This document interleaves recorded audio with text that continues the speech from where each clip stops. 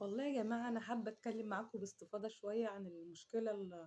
الظريفة أو الهبدة الظريفة اللي إحنا قريناها دي يعني وعملنا عليها الفيديو اللي فات، إن في بنات متخيلة إن هي هتبقى ملزومة ماليًا أو على ذمة خطيبها المالية يعني بمجرد الخطوبة. لأ، البنت اللي مُلزم بالإنفاق عليها شرعًا يعني أبوها، طول ما هي في بيت أبوها اللي بيصرف عليها أبوها. الخطيب غير مُلزم خالص يعني إن هو يكون مُلزم بمصاريف خطيبته أو بالمصروف الشهري ليها أو بالكلام ده، لأ، هو مش مُلزم بالكلام ده خالص، لكن في حاجات بتتعمل بشكل وِدّي وبشكل يعني تعبير عن الحُب والمَوَدّة والاعتزاز والكلام ده كُلّه. في عيد ميلادها بيجيب لها حاجة، ما أعرفش في مناسبة إيه بيجيب لها حاجة، في موسم معيّن داخل، رمضان مولد النبي، عيد الأم، مش عارف إيه، عيد الحب، الكلام ده كلّه يعني هدايا لطيفة بسيطة، يعني زيارة مثلًا وهو رايح مثلًا بياخد معاه 2 كيلو فاكهة مثلًا معاه وهو رايح، حاجات من هذا القبيل مقبولة، بتحصل، بتدُل على إن راجل كريم، راجل يعني محترم يعني.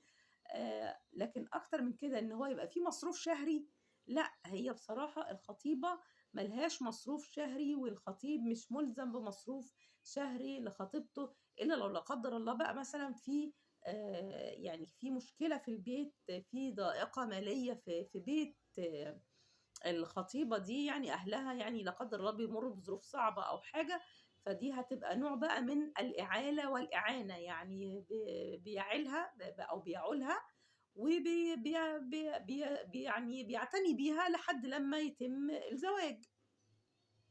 ودي بتبقى حاجة استثنائية ومش عادية، وطبعًا يعني أنا كمان شايفة إنها هتبقى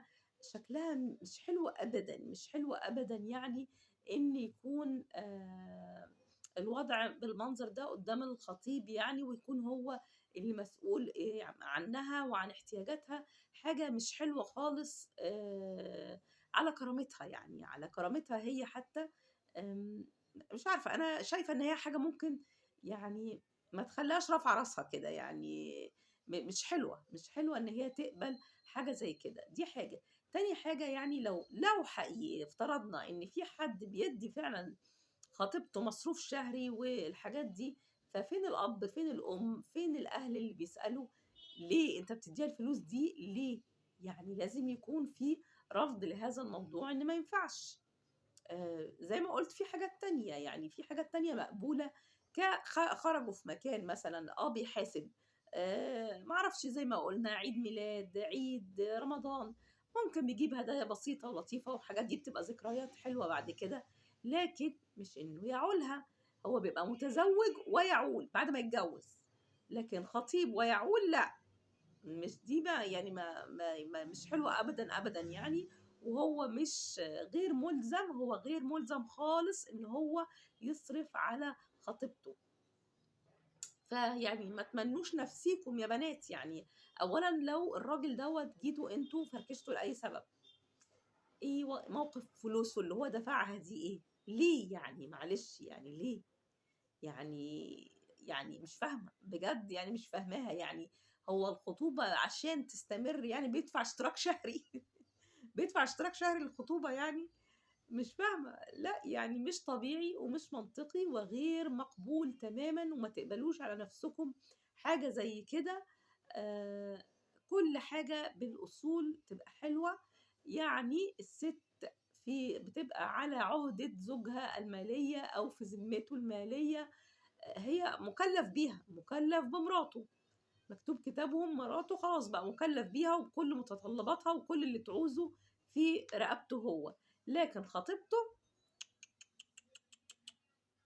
لأ، ما يزيدش الموضوع عن إطار الهدايا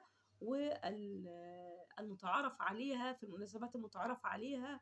في الخروجات، في كده بس، وخلاص على كده. وبلاش تضغطوا على بعض يا جماعة وتحطّوا يعني التزامات الدنيا، يعني يسّروا الدنيا شوية، الدنيا مش ناقصة والشباب بيعاني يعني علشان إن هو يتجوّز، فهو يعني ربنا يكرمه يخطب ويخلّص شقته ويتجوّز، ويعني ربنا ييسّر الخير يتمم على خير، أكتر من كده بلاش يعني ما تقطموش وسط الراجل يعني.